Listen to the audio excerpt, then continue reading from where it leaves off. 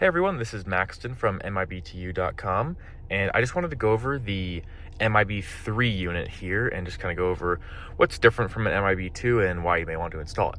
So this is my 2018 Sportwagen S. So when I bought this car, it just had the MIB entry with the physical buttons, the 6.5-inch screen, and then there was no glove box unit. So I added a new glove box, added the 8-inch display, and then here's the MIB3 unit. It's kind of hard to see in there. You will lose your SD card slot and your CD player, so hopefully that's nothing too important to you. For me, it's not a big deal. The SD card loss does kind of suck. However, you can add a USB hub and use USB flash drives if you like having local music. So currently, this is the functionality you're gonna have if you just plug in a new screen, or if you have an existing 8-inch screen or 6.5-inch screen. So even a 2016 or 2017 GTI or Golf with the 6.5-inch screen and the glove box unit, you can throw an MIB3 in and you'll get the same functionality that I have here. If you do have a 2015 car, so an MIB1 car, you will need to change the display and the glove box unit at the very least. And that's going to give you wireless CarPlay. Now, if you want USB support, it's a little more complicated. So I still have my old MIB2 port down in there. So the one with the aux and the USB. I'm pretty sure you will lose aux functionality here. So I don't know if this supports it.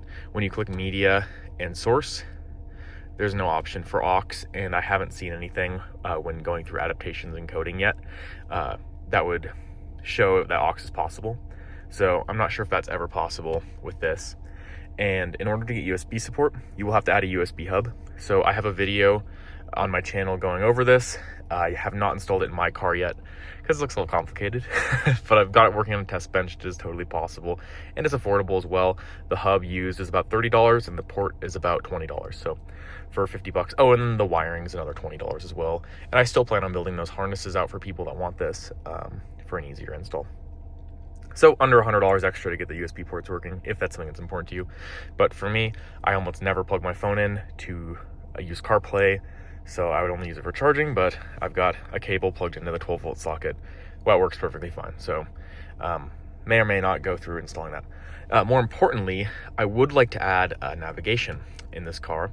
So right now, this is showing basically where the unit came from, plus a little moving around.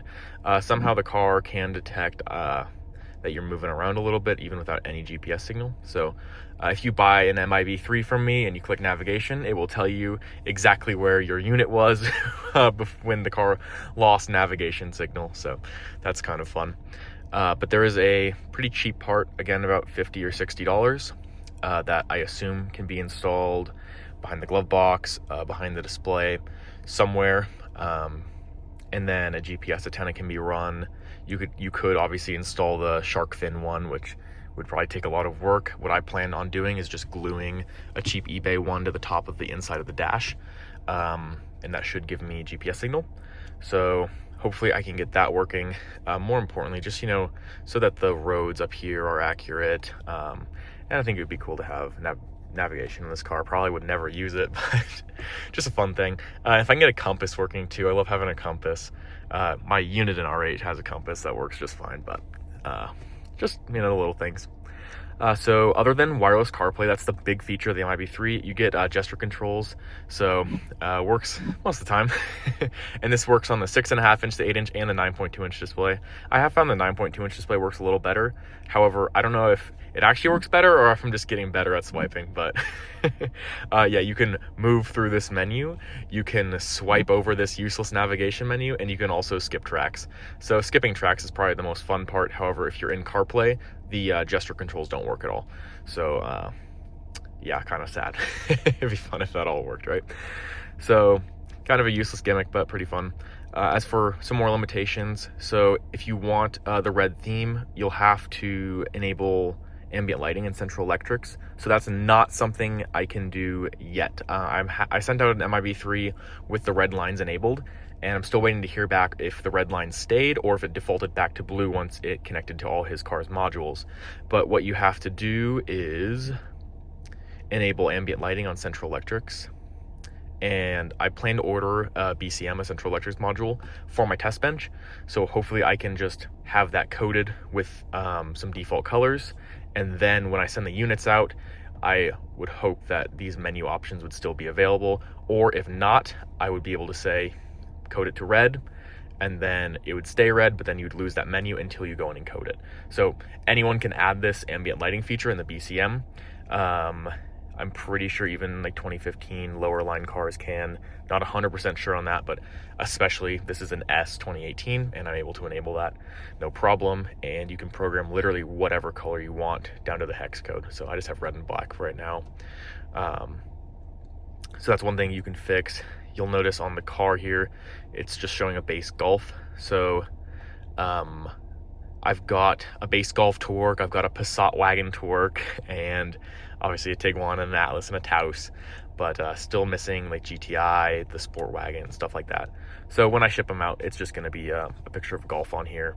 If you want the Passat wagon or a Taos or an Atlas, you can totally let me know in an email. I always reach out to everyone just to ask, make sure you have a backup camera or not. So just stuff like that. So that concludes my short little video on the MIB3. So hopefully you have a bit more knowledge about how it works, what it does, and if it's the right thing for you. So mainly you're going to be getting that wireless CarPlay and just overall better performing unit in general. So yeah, if you'd like to order one, I sell them for $349 for an 8-inch or a 6.5-inch model. And then for the 9.2-inch model, it's $399. And the 9.2-inch, you just slap the screen in just like you would. There's nothing else needed. It's all plug and play, and they work great. So yeah, I love having this in my car. It's been super great to be able to throw away my stupid, cheap Chinese CarPlay dongle for a super reliable OEM solution like this.